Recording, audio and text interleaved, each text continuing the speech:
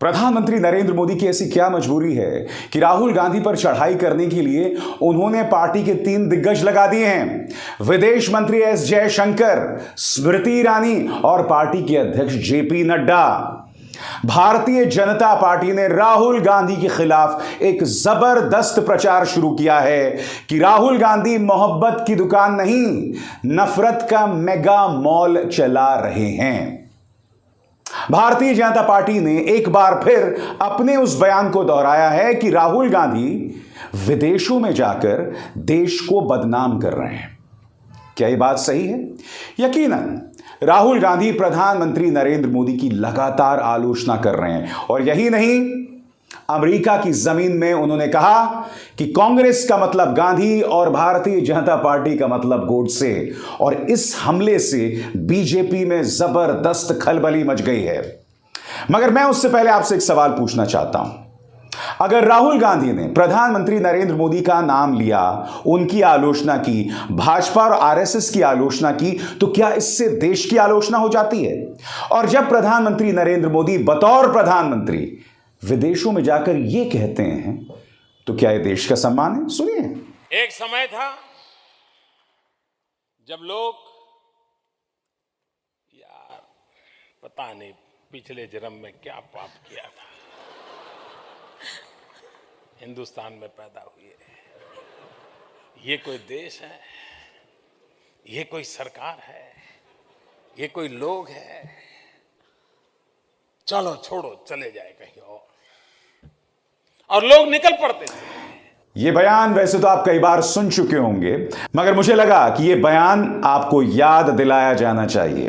तो जैसा मैंने कहा, 3 मंत्रियों की और 3 भारतीय जनता पार्टी के नेताओं की सेवा ली जा रही है सीधा हमला बोलने के लिए। स्मृति ईरानी, जो वैसे तो सिली सोल्स के मुद्दे पर जवाब नहीं देती हैं, महिलाओं के खिलाफ जब अपराध होते हैं उस पर खामोश रहती हैं, अब वो ये कह रही हैं कि एक तरफ तो राहुल गांधी मोहब्बत की दुकान चलाने की बात करते हैं, मगर जब सिखों का नरसंहार हुआ था तो क्या वो मोहब्बत की दुकान थी? स्मृति ईरानी आगे ये भी कहती हैं, जब राजस्थान में महिलाओं का अपमान होता है तो क्या वो मोहब्बत की दुकान थी? तो स्मृति ईरानी ने ढेरों मिसालें पेश कर दी। आज स्मृति ईरानी से एक बार फिर मैं वो सवाल दोहराना चाहता हूं जो मैं बार बार उनसे पूछता रहा हूं। स्मृति जी, हाथ कंगन को आरसी क्या? अभी कल ही की घटना है, बस्ती में एक 14 साल की लड़की के साथ सामूहिक दुष्कर्म किया गया और आरोपियों में एक भारतीय जनता पार्टी का नेता था, संगठन में वो एक पदाधिकारी था। भाजपा बेशक कह रही है कि अब वो पार्टी का नहीं है, मगर जो इतनी विभत्स घटना थी, आप खामोश क्यों हैं? हमारी महिला पहलवान, आप जानते हैं इंडियन एक्सप्रेस में एक और खबर आई है आज फ्रंट पेज पर, जिसमें बताया गया है कि बृजभूषण ने एक महिला पहलवान के साथ जबरदस्ती की और इस बात के गवाह एक अधिकारी हैं। फ्रंट पेज है इंडियन एक्सप्रेस के। स्मृति जी पूरी तरह से खामोश हैं। स्मृति जी, आप स्वामी चिन्मयानंद के वीडियो पर खामोश रहती हैं, कुलदीप सिंह सेंगर पर कहने की आपकी हिम्मत नहीं होती है, बृजभूषण शरण सिंह पर आप क्या कहेंगी? वरना आपको इस बात का डर है कि 2024 में आप अमेठी का चुनाव ना हार जाएं अगर वो पार्टी से बाहर हो जाए। तो राजनीतिक मजबूरियों के चलते स्मृति ईरानी इन तमाम बड़ी खबरों पर चुप रहती हैं। सबसे शॉकिंग, याद है आपको, अंकिता भंडारी, इस बेटी की हत्या का आरोप लगा था बीजेपी के एक नेता विनोद आर्या के बेटे पुलकित आर्या पर। वो परिवार आज भी दर दर भटक रहा है इंसाफ के लिए। भूल गए हैं सब अंकिता भंडारी को। मगर क्या स्मृति ईरानी ने एक बार भी अपना मुंह खोला? कभी नहीं। इधर उधर के मुद्दे उठाकर राहुल गांधी पर ही हमला बोलकर अपनी जिम्मेदारियों से नहीं बचा जा सकता। बहरहाल स्मृति ईरानी पर पार्टी की नेता सुप्रिया श्रीनेत ने करारा हमला बोला है। सुनिए वो क्या बोल रही हैं। मोहब्बत है हिंदुस्तान को एकजुट रखना, मोहब्बत है हर वर्ग, हर समुदाय, हर धर्म, हर जाति, हर भाषा, हर वेशभूषा, हर संस्कृति का सम्मान करना। मोहब्बत है हिंदुस्तान की विविधता को बनाए रखना, अनेकता में एकता ढूंढना। मोहब्बत है कि जब हमारे देश की बेटियां प्रताड़ित की जाएं तो आंखों पर पट्टी ना बांध लेना। मोहब्बत है कि जब हमारे देश के सबसे डेकोरेटेड एथलीट्स को सड़कों पर घसीट कर पीटा जाए तो पार्लियामेंट से अपनी पिक्चर ट्वीट करके उसके रिप्लाई न छुपा लेना। मोहब्बत है कि जब भाजपा के बड़े बड़े नेता यौन शोषण और महिलाओं के खिलाफ अपराध में दोषी और आरोपी पाए जाएं तो मुस्तैदी से इस देश की बेटियों के साथ खड़े रहना, सत्ता के लोलुपता में अपना मुंह बंद ना रखना। मोहब्बत है 9 लाख से ऊपर कुपोषित बच्चों को पोषित बनाए रखना। मोहब्बत है देश के गरीबों की थाली पर प्रहार ना करना, उनके आटे और दही पर जीएसटी न लगा देना। मोहब्बत है कि जब रेल दुर्घटना में 288 लोगों की मौत हो जाए तो सरकार की जवाबदेही और जिम्मेदारी तय करना, बगले झांक कर पीआर ना करना। मोहब्बत है इस देश के प्रजातंत्र को और पुरजोर बनाना और मजबूत बनाना, हर चीज पर जबानी जमा खर्च ना करना। और अंततोगत्वा तो स्मृति जी, मोहब्बत गांधी और गोडसे की लड़ाई पे आके थम जाती है। मोहब्बत है गांधी के सत्य, अहिंसा और प्रेम के साथ खड़े रहना। आप तो खड़ी गोडसे के साथ हैं। एक बार जरूर हमारे नारे में बुलंद आवाज से नारा जोड़िए, नाथूराम गोडसे मुर्दाबाद। यकीन मानिए मोहब्बत का अनुभव आपको तभी होगा। और जाते जाते आपको एक बात और कहती हूं स्मृति जी, इतना नफरत, इतना गुस्सा थूक दीजिए, क्योंकि मोहब्बत एक लफ्ज मैंने है जाना, सिमटे तो दिले आशिक, फैले तो जमाना। आशा करती हूं आज से आप भी प्यार और मोहब्बत की बातें करेंगी। तो जैसे मैंने कहा ना, 3 मंत्रियों को, 3 नेताओं को लगाया गया है। जेपी नड्डा, पार्टी के अध्यक्ष, स्मृति ईरानी और देश के विदेश मंत्री एस जयशंकर। मगर जो बात नड्डा साहब ने कही ना, आप हंस हंस के लोटपोट हो जाएंगे। नड्डा साहब ये कह रहे हैं कि कांग्रेस हिंदुओं और मुसलमानों में बंटवारा पैदा करने की कोशिश करती है।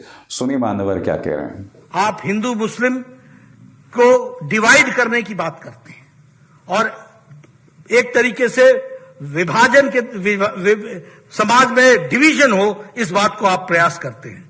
और ऊपर से आप कहते हैं कि हम मोहब्बत की दुकान चला रहे हैं। अरे आप नफरत का मेगा शॉपिंग मॉल खोल करके बैठे। अरे नड्डा साहब, आपकी इस बात का विश्वास तो आपके अंधभक्त नहीं करेंगे। मुझे ये बतलाइए, चाहे प्रधानमंत्री हो, मुख्यमंत्री आदित्यनाथ हो, अमित शाह हो, इनकी हर चुनावी रैली से मैं आपको ढेरों बयान दिखा सकता हूं जहां इतने बड़े पद पर आसीन लोग हिंदुओं और मुसलमानों में बंटवारे की बात कर रहे हैं। बड़ा प्रश्न ये कि राहुल गांधी ने बिल्किस बानो के पक्ष में आवाज उठाई है, वो बिल्किस बानो जिसके लिए कोई नहीं बोलता है। क्यों? क्योंकि अधिकतर पॉलिटिकल पार्टीज मुसलमान विक्टिम्स पर अपनी बात कहने से डरते हैं। उन्हें इस बात का डर है कहीं उनके वोट ना कट जाएं। याद है आपको, आम आदमी पार्टी के नेता मनीष सिसोदिया से बार बार पूछा गया था बिल्किस बानो के बारे में, उन्होंने कुछ नहीं कहा। अरविंद केजरीवाल ने गुजरात के चुनाव में कुछ नहीं कहा। ये राहुल गांधी ही थे जो बगैर डरे अल्पसंख्यकों पर जो हमले होते हैं उस पर अपनी बयान रखते हैं, बगैर इस बात से डरे कि उनके वोट कट सकते हैं। तो आप जो ये बात कह रहे हैं वो बात बिल्कुल हजम नहीं होती है। और मैंने आपको मिसाल दी, चाहे प्रधानमंत्री हो, मुख्यमंत्री आदित्यनाथ हो, जिन्होंने उत्तर प्रदेश के चुनावों में यह तक कह दिया था कि यह चुनाव 80% बनाम 20% है। तो जब आप ये बातें करते हैं जरा सोच समझ के बोला करें। और फिर ये ओवररेटेड मंत्री, माननीय विदेश मंत्री एस जयशंकर, इन्होंने सीधे तौर पर कह दिया कि राहुल गांधी ने देश का अपमान विदेशी जमीन पर किया। सुनिए वो क्या कह रहे हैं। उनकी आदत है कि वो जब बाहर जाते हैं कि वो देश की आलोचना करते हैं, हमारी राजनीति के बारे में टिप्पणी करते हैं। दुनिया देख रही है कि इस देश में चुनाव होते हैं, चुनाव में कभी एक पार्टी जीतती है, कभी दूसरी पार्टी जीतती है। तो अगर देश में डेमोक्रेसी नहीं है तो ये ऐसा परिवर्तन तो आना नहीं चाहिए ना, हर चुनाव का रिजल्ट एक ही होना चाहिए। ये पूरा नैरेटिव जो है ये हमारे यहाँ एक देश में नैरेटिव बना है, और जब ये नैरेटिव देश में नहीं चलता या कम चलता है तो इसको बाहर ले जाते हैं। और उनकी अपेक्षा है कि बाहर का सपोर्ट जो है वो देश में चलेगा। हमारे यहाँ डेमोक्रेसी है, आपका कुछ भी होगा, मेरा कुछ भी होगा, आपकी पॉलिटिक्स कुछ होगी, हमारी कुछ होगी। हमें देश में जो करें मुझे इसमें कोई इतराज नहीं, पर मुझे नहीं लगता कि बाहर जाके देश की पॉलिटिक्स को बाहर ले जाना देश के हित में। मैं आपसे फिर पूछना चाहता हूं, क्या प्रधानमंत्री नरेंद्र मोदी की आलोचना, क्या बीजेपी की आलोचना, क्या आरएसएस की आलोचना देश का अपमान है? नहीं है। मिस्टर एस जयशंकर, आप जेएनयू जैसे यूनिवर्सिटी से पढ़े हैं, आप एक सिविल सर्वेंट रहे हैं। कांग्रेस के जमाने में आपको चीन, अमेरिका जैसी इंपॉर्टेंट पोस्टिंग्स दी गई थी। कम से कम आपको व्हाट्सएप यूनिवर्सिटी वाली वाहियात बातें नहीं करनी चाहिए, अनर्गल बातें नहीं करनी चाहिए। और क्यों नहीं करनी चाहिए मैं आपको बताता हूं। क्योंकि राहुल गांधी ने देश का अपमान कहीं नहीं किया है। राहुल गांधी सिर्फ आरएसएस, बीजेपी और प्रधानमंत्री नरेंद्र मोदी की आलोचना कर रहे हैं। और मैं आपको याद दिलाना चाहूंगा, पार्टी के एक दिग्गज अरुण जेटली ने संसद के अंदर खड़े होकर यह बात कही थी कि विदेशी जमीन पर जाकर अगर आप अपने सरकार की आलोचना करते हैं तो उसमें कोई दिक्कत नहीं है। सुनिए उन्होंने क्या कहा। 1975 में दुनिया भर में घूमते थे, जो उस वक्त मानवीय अधिकारों का उल्लंघन हो रहा था, उसके खिलाफ प्रचार करने के लिए। ऐसा आप लोग लगातार करते रहे और कार्यक्रम की शुरुआत में मैंने आपको दिखलाया प्रधानमंत्री ने क्या कहा था। तो इस तरह की अनर्गल बातों से बचें। तो एक तरफ तो दोस्तों प्रधानमंत्री नरेंद्र मोदी ने इन 3 मंत्रियों को लगाया है, अब दूसरी तरफ जो उनका पालतू पत्रकार है वो इस तरह का प्रोपेगेंडा चला रहा है। और ये प्रोपेगेंडा क्या है दोस्तों, कि राहुल गांधी की एक अमेरिकी विदेश मंत्रालय के अधिकारी से बैठक हुई, मुलाकात हुई, राहुल सीक्रेट मीट। अब मैं आपसे समझना चाहता हूं दोस्तों, अगर उनकी मुलाकात हुई भी है तो इसमें क्या गड़बड़ है, मुझे बताइए ना। मैं आपको एक बात बतलाता हूं कि आप जानते हैं जब प्रधानमंत्री नरेंद्र मोदी मुख्यमंत्री गुजरात हुआ करते थे तब वो चीन गए थे आधा दर्जन बार। काम से गए होंगे ना। मगर अगर कोई कांग्रेस का नेता इस तरह से चीन जाता तो प्रोपेगेंडा शुरू हो जाता। अब राहुल गांधी के एक अमेरिकी विदेश मंत्रालय के अधिकारी से मुलाकात की, अब उस पर कार्यक्रम कर रहे हैं साहब। उनकी मुलाकात किसी आतंकवादी से नहीं हुई है। मैं ये समझना चाहता हूं इस मुलाकात में गड़बड़ क्या है, मगर हां एक भौकाल बनाना है। क्योंकि होता क्या है ना दोस्तों, ये हिटलर के प्रचार तंत्र की खासियत थी कि एक झूठ को बार बार दोहराओ, बार बार कहो कि राहुल गांधी ने विदेशी जमीन पर देश का अपमान किया है, देश का अपमान किया है, देश का अपमान किया है। क्योंकि आपको याद होगा लंदन कैम्ब्रिज के वक्त से ही, जब वो लंदन कैम्ब्रिज गए थे उसी के बाद से ये प्रचार शुरू हुआ था। या ये कहा जाए इस प्रचार की शुरुआत राहुल गांधी की भारत जोड़ो यात्रा से शुरू हो गई थी, क्योंकि उसको लेकर जबरदस्त प्रतिक्रिया मिली थी।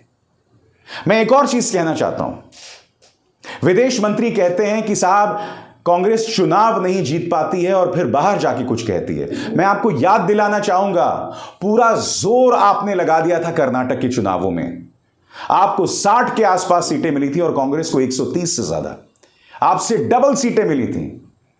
तो यह मत कहिए कि कांग्रेस चुनाव नहीं जीत रही है, हिमाचल भूल गए आप।